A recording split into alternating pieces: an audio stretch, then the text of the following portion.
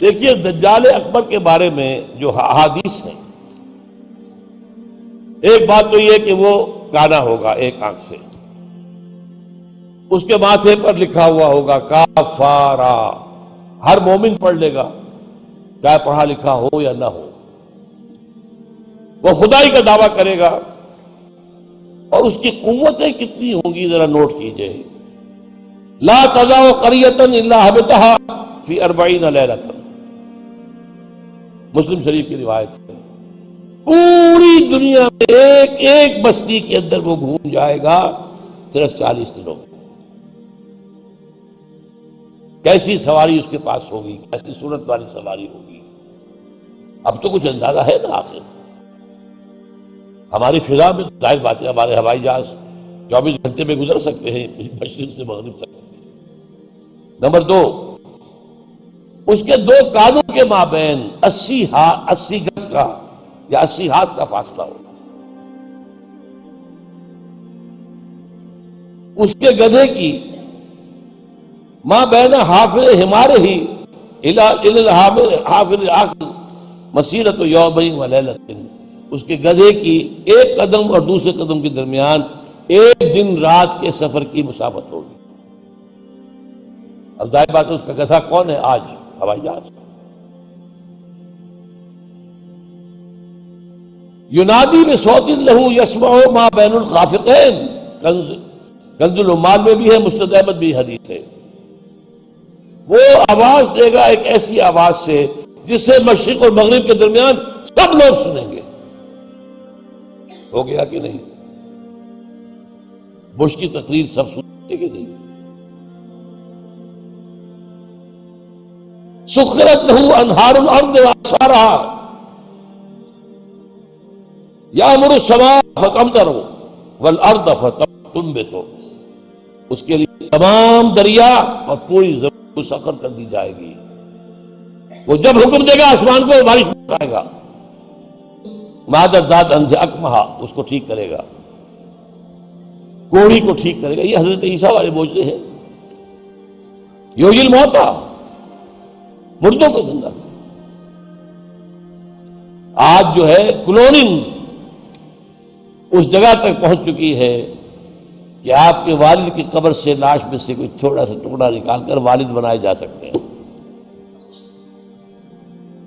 یہ دوسری بات ہے کہ ابھی بحث چل رہی ہے، ہیومن کلوننگ کی کھلی اجازت نہیں دی جا رہی، لیکن آ گیا۔ ایک آدمی کو چیر کر 2 ٹکڑوں میں بانٹے گا اور پھر زندہ کر دے گا۔ وَيَبْعَثُ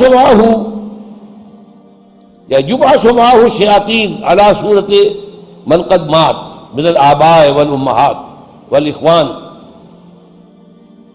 فَيَأْتِي أَحَدُهُمْ إِلَىٰ أَبِيهِ وَأَخِيهِ فَيَقُولُ أَلَسْتُ فُلَانًا أَلَسْتَ تَعْرِفُنِي، اس کے ساتھ شیاطین جن کا لشکر ہوں گے، اور ان کی صورتیں وہ بنا دے گا لوگوں کے مرے ہوئے ماں باپ اور بھائیوں کی سی، اور وہ آ کر کہیں گے دیکھو میں تمہارا باپ نہیں ہوں، پہچانتے نہیں مجھے، میں تمہارا بھائی نہیں ہوں، پہچانتے نہیں ہو مجھے، ارے میں تمہاری ماں نہیں ہوں، پہچانتے نہیں ہو، یہ خدا ہے، اس کو کرو سجدہ۔ عام کفر و الحاد۔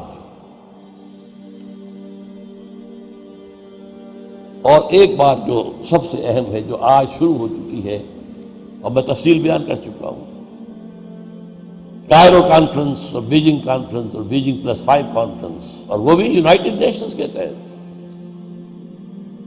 آخر من یخرج الیہ النساء، آخر میں جو اس کی پیروی کے لیے نکلے گی گھروں سے وہ عورتیں ہوں گی۔ حتیٰ ان الرجل لیرجع الی امہ وابنتہ واختہ وعمتہ فیوثقها، یہاں تک کہ ایک بندہ مومن جائے گا دوڑ کر اپنے گھروں میں، اپنی ماں کو، بہن کو، بیٹی کو، بیوی کو باندھ کر جکڑ کر رکھنے کی کوشش کرے گا، اور وہ رسیاں توڑا کر اس دجال کے پیچھے بھاگے گا۔ وہ نقشہ ہے آج۔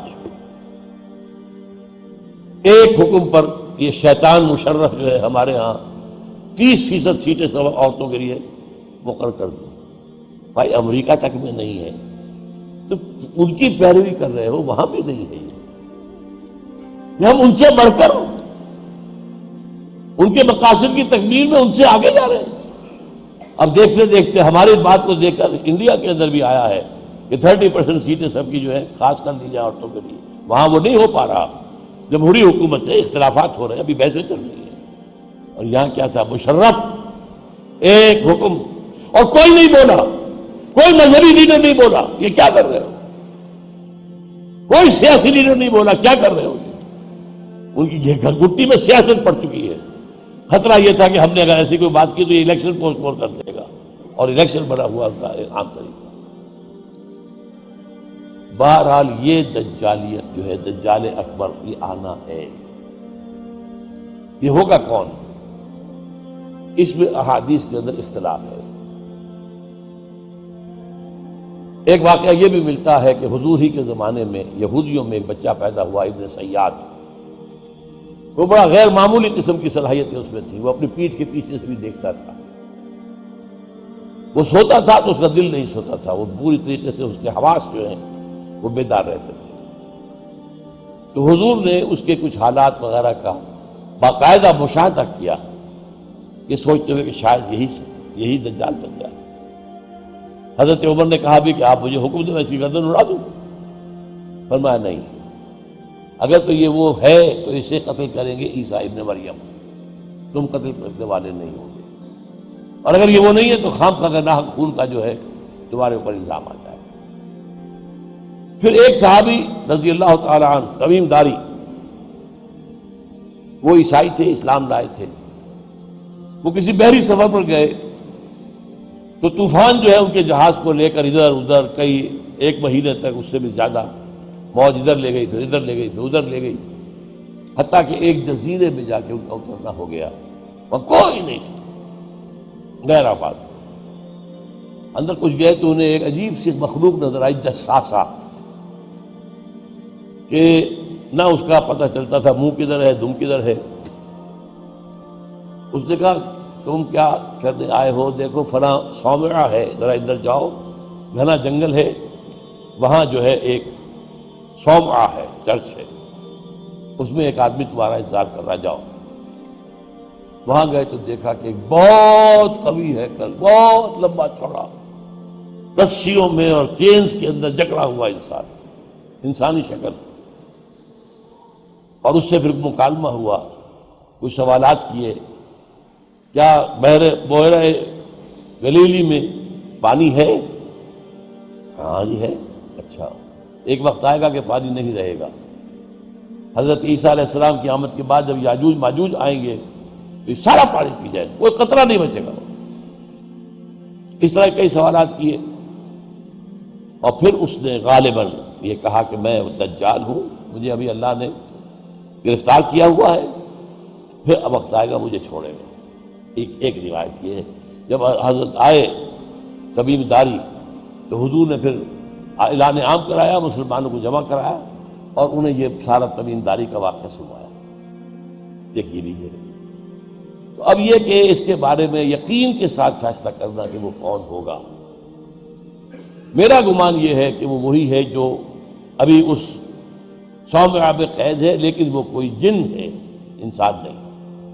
عزازیل جو شیطان لعین ہے، اس کا کوئی بڑا جنرل ہے، جو کہ آخری وقت میں آخری امتحان کے لیے انسانوں کے اللہ تعالیٰ کی طرف سے اس کو چھوٹ دی جائے گی، اور یہ ہوگا حضرت عیسیٰ علیہ السلام کا جو حکومت کا دور ہے 40 برس، اس کے آخر میں، اور اسے بھی پھر حضرت عیسیٰ علیہ السلام ہی قتل کرے۔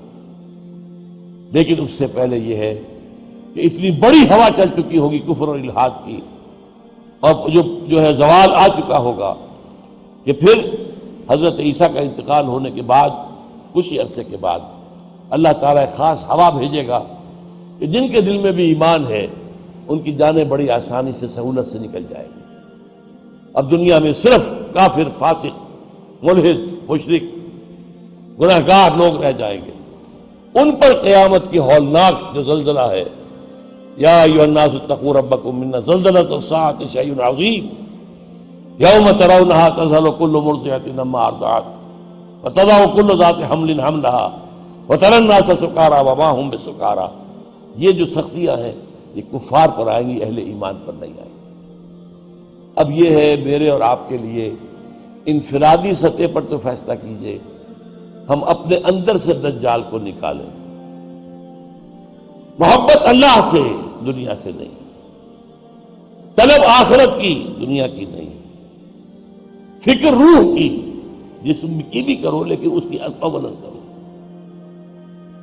اور وہ نظام قائم کرو جس میں حقیقت اللہ کی ہو، جس کے معاشی نظام میں سے سود اور جوئے کو نکال کر باہر کر دیا گیا ہو، معاشرہ وہ ہو جس میں عفت و عصمت کی ویلیوز ہو، شرم اور حیا کی ویلیوز ہو، خاندان کا ادارہ مضبوط ہو۔ یہ سارا کام اجتماعی سطح پر، اور خود اپنے ایمان کو اتنا مضبوط کرو کہ اگر ہماری اپنی زندگی میں وہ دجال اکبر کے آنے کا وقت ہو جائے تو ہم اس کی سختیوں کو جھیل سکیں، برداشت کر سکیں، ان امتحانات میں سے گزر سکیں اور ایمان کے اوپر ثابت قدم رہ سکیں۔ اللہ تعالی ہمارا مددگار ہو۔ اقول قولی ھذا واستغفر اللہ لی ولکم ولسائر المسلمین والمسلمات۔